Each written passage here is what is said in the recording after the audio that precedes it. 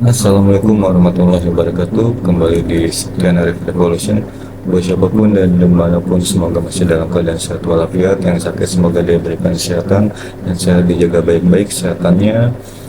Ya, bagi yang sudah menjalani puasa Ramadan di hari ini 11 Maret 2024, selamat menjalankan ibadah puasa. Semoga dilancarkan ibadahnya, diterima amal ibadahnya, ibadah puasa dan ibadah-ibadah wajib maupun sunnah lainnya. Amin amin ya robbal alamin. Semoga dilancarkan.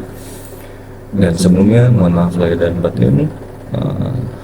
Selamat berpuasa, selamat menjalankan ibadah Ramadan buat umat Islam khususnya di Indonesia dan dimanapun, umumnya dimanapun berada. Dan jangan dilupakan doa kita, bantuan kita terhadap rakyat Palestina yang sampai saat ini masih mengalami penjajahan yang luar biasa, dan boikot produk yang berhubungan dengan Zionis Israel laknatullah. Semoga itu menjadi usaha kita untuk membantu meringankan apa yang sedang dialami rakyat Palestina. Semoga kemerdekaan rakyat Palestina segera terjadi. Semoga dimenangkan oleh Allah SWT. Semoga yang terbaik, apapun yang baik untuk rakyat Palestina maupun di berbagai wilayah yang masih krisis kemanusiaan, khususnya apa yang dialami oleh umat Islam di India, di Uighur, di Suriah, maupun di berbagai negara maupun wilayah-wilayah lain yang luput dari pemberitaan.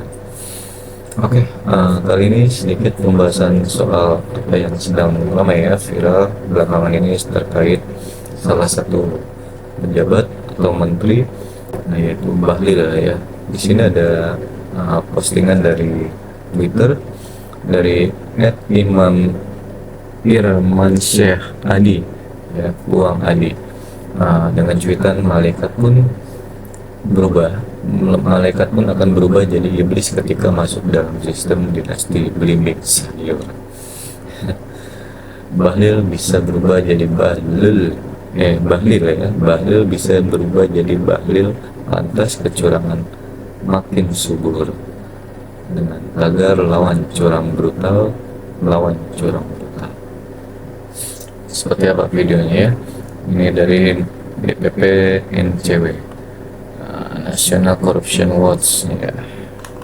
Waktu miskin, lihat mobil bagus kita marah, melempar aja itu mobil. Apalagi kalau pakai mobil pengawalan, paling benci saya. Begitu punya duit, bisa beli mobil bagus, enak juga barang ini. Dulu kita mau makan bakso aja boleh, sekarang makan bintang 5 boleh, enak juga barang ini. Dulu kita benci pakai pengawal, begitu jadi menteri ada pengawal, paten juga barang ini, kira-kira.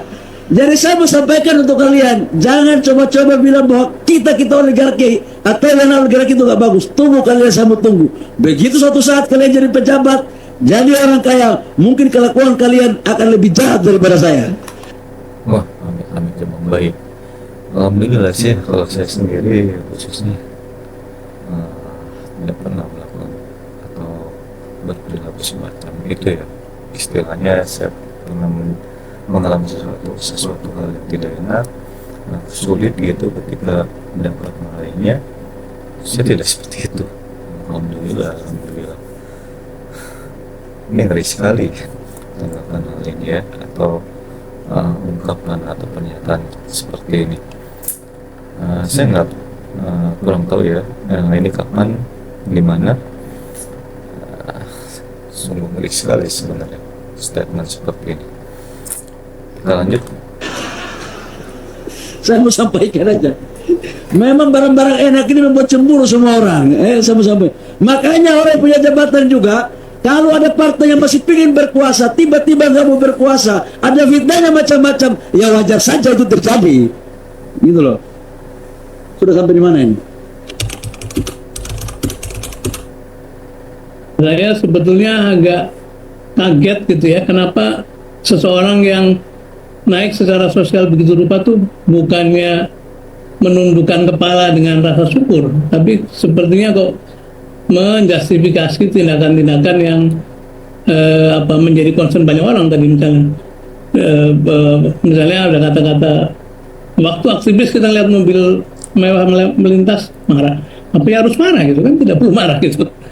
Kemudian ketika mendapatkan mobil itu merasa oh enak juga. Jadi sisi luarnya saja yang dikemukakan, tapi sisi dalam bahwa aktivis itu adalah perjuangan, aktivis adalah idealisme, aktivis adalah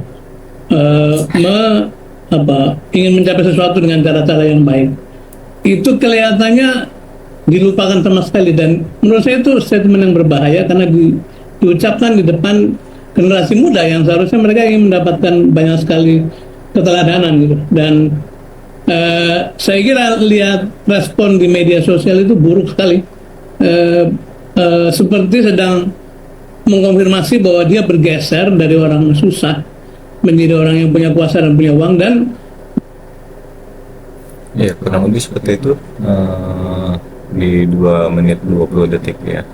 Nanti bisa dicari secara utuhnya, hampir sama apa yang Pak Sudirman Said tanggapi ya dengan apa yang saya tadi respon.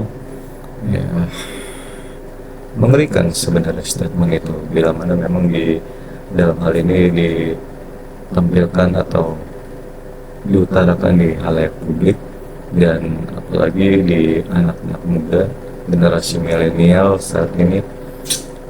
Mengerikan. Saya sendiri khususnya ya, yang ya lebih dari 1 kali gitu turun ke jalan atau bersama untuk menyuarakan hal-hal yang berkaitan dengan rakyat dan bangsa ini. Ketika melihat mobil pejabat ya biasa aja, kenapa harus iri, kenapa harus ada rasa sentimen dan segala macam ya, semacam itu. Tidak, dan apa ya, ketika saya mungkin mengalami hal posisinya di dalam hal tersebut ya insya Allah saya akan biasa aja, karena memang pada dasarnya apa ya, ini soal karakter ya, karakter seorang manusia. Dan memang ujian itu ujian dari Allah, ujian hidup manusia yang saya ketahui yaitu berupa nikmat maupun sakit ya, semacam itu ya, nikmat, sakit atau sulit. Namun seringkali manusia itu gagal dalam di saat manusia itu mengalami atau mendapati ujian yang berupa kenikmatan. Seperti ini kali ya, sesuai captionnya, malaikat pun akan berubah jadi iblis ketika masuk dalam sistem dinasti blimbing sayur. Yes, ini hanya apa ya, ungkapan ya. Sama halnya seperti apa yang disampaikan oleh kurang lebih oleh Prof. Mahfud pada saat itu ya, terkait malaikat pun kurang lebih seperti itu ya, malaikat pun bisa menjadi iblis ketika masuk dalam sistem. Kurang lebih seperti itu. Bagi saya ya malaikat tetap malaikat yang bisa berubah menjadi iblis, karakter iblis, pemikiran iblis, dia hati iblis, dia hanya manusia ya. Manusia yang pada dasarnya mempunyai karakter ambisius, karakter yang duniawi pada dasarnya seperti itu. Semoga kita tidak tergolong dalam atau semacam yang mempunyai perilaku buruk seperti itu. Semoga Allah jaga hati kita, jaga pikiran kita, jaga karakter kita terhadap pencipta, terhadap Allah SWT maupun terhadap sesama manusia. Jaga kewarasan kita lawan segala bentuk kecurangan, lawan jangan berhenti untuk suarakan sesuatu yang baik untuk diri kita sendiri khususnya, maupun yang berkaitan dengan masalah umat. Kurang dan lebihnya mohon maaf bila ada salah kata.